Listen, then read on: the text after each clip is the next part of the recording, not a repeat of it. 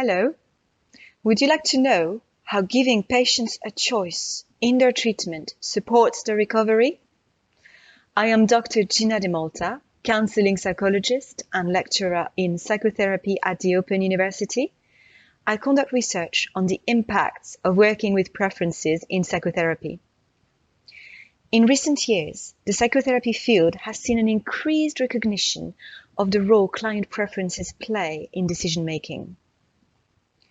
The International Campaign for Evidence-Based Practice, EBP, puts patient values as one of the three essential considerations for a clinical decision to be evidence-based. In the UK, the 2016 NHS 5-year forward view aspired to enable people with mental health problems to play a more active role in making choices about all aspects of their care. Patient preferences are also relevant to issues of diversity and inclusivity. For instance, ethnic minorities are less likely to seek psychotherapy. They may have as much as 90% lower odds of receiving mental health care. This may be due to concerns that their preferences will not be accommodated. In 2018, a meta-analysis by Joshua Swift and colleagues showed that preference accommodation was associated with reduced dropout and improved outcomes for psychotherapy clients. But processes by which this happened had not been examined. So, in 2019, we started our project to study the processes behind preference work, how this work is facilitated, and how it may lead to client progress. I work with an international team. The project lead is Mick Cooper, Professor of Counselling Psychology at the University of Roehampton in the UK. Other researchers are Hanne Odli, Professor of Psychology at the University of Oslo, Norway, Sarah Knox, Professor of Counselor Education and Counselling Psychology at Marquette University, US, and Joshua Swift, Associate Professor of Clinical Psychology at Idaho State University in the US. We use a method called Consensual Qualitative Research, CQR. This is a method that was developed by Clara Hill in the US. It is a rigorous, inductive, qualitative method. It is used to explore a phenomenon as it naturally occurs. As a result, CQR aims for the findings to emerge from the data, without researchers imposing preconceived theories on those data. It is an innovative method as it is characterized by the pursuit of consensus among research team members. Team members work collaboratively to co-construct an understanding of the data by integrating their multiple perspectives. The inclusion of auditors in the process minimizes groupthink and provides an external perspective to support the team in reaching the best understanding of the data. We conducted 13 interviews with psychotherapy clients at a London clinic. We wanted to know what clients wanted from therapy, whether their preferences had been discussed and accommodated, what processes facilitated or hindered this, whether this mattered to clients, and the impact that is had on them. We have been meeting weekly on Zoom to analyze the data. There are 3 data analysis stages in CQR. Stage 1. Domaining.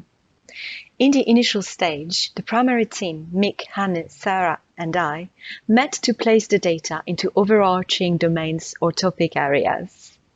Stage 2. Core ideas.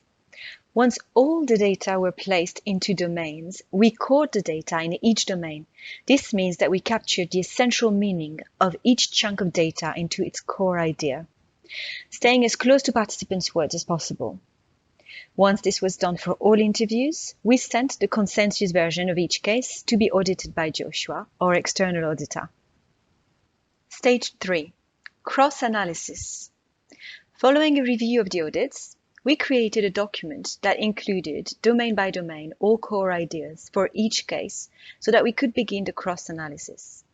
At this stage, the primary team created themes that emerged as patterns across cases. The cross-analysis was then sent again to Joshua for external auditing. Data analysis was a lengthy process and took about 2 years. The process of finding consensus was sometimes straightforward and generally enjoyable, but sometimes also elicited strong feelings.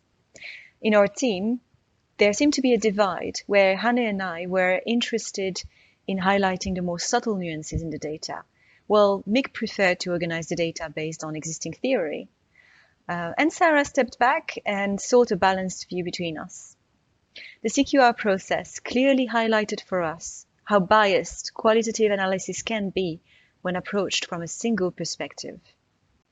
Following this lengthy process, we have finally arrived at some preliminary results.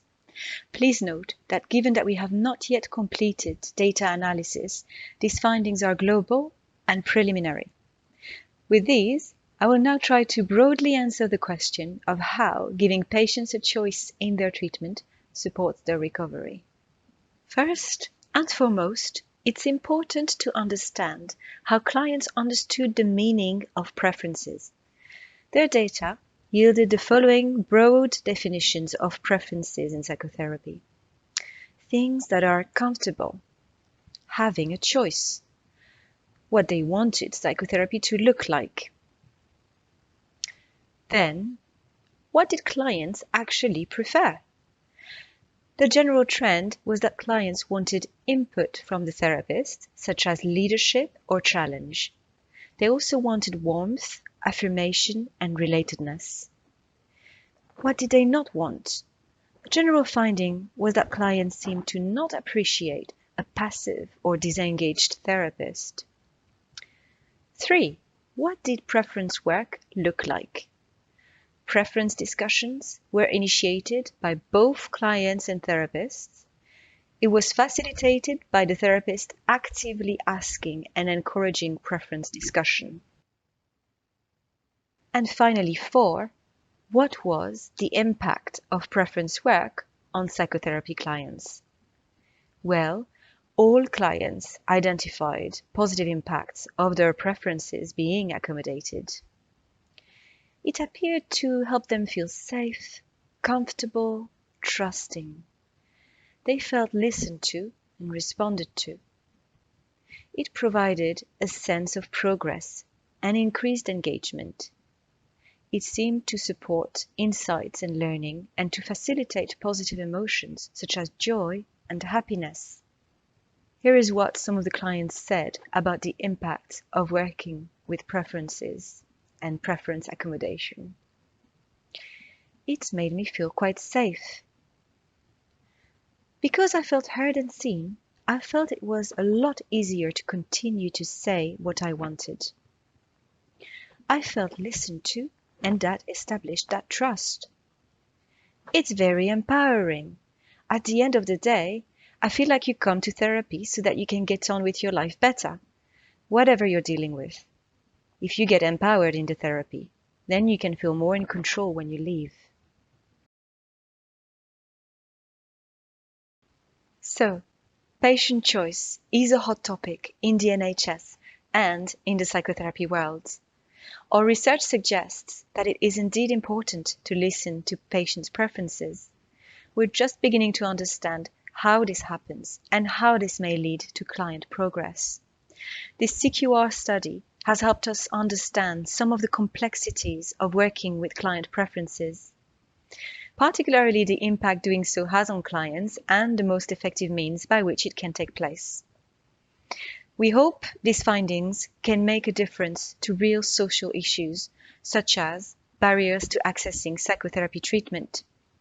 Indeed, insight into these processes can be used to inform training for psychotherapists to support evidence-based practice.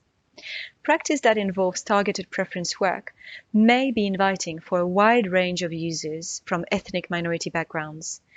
So not only might it support better engagement, less dropout, and improved outcomes, but it may also be experienced as more inclusive. Thank you.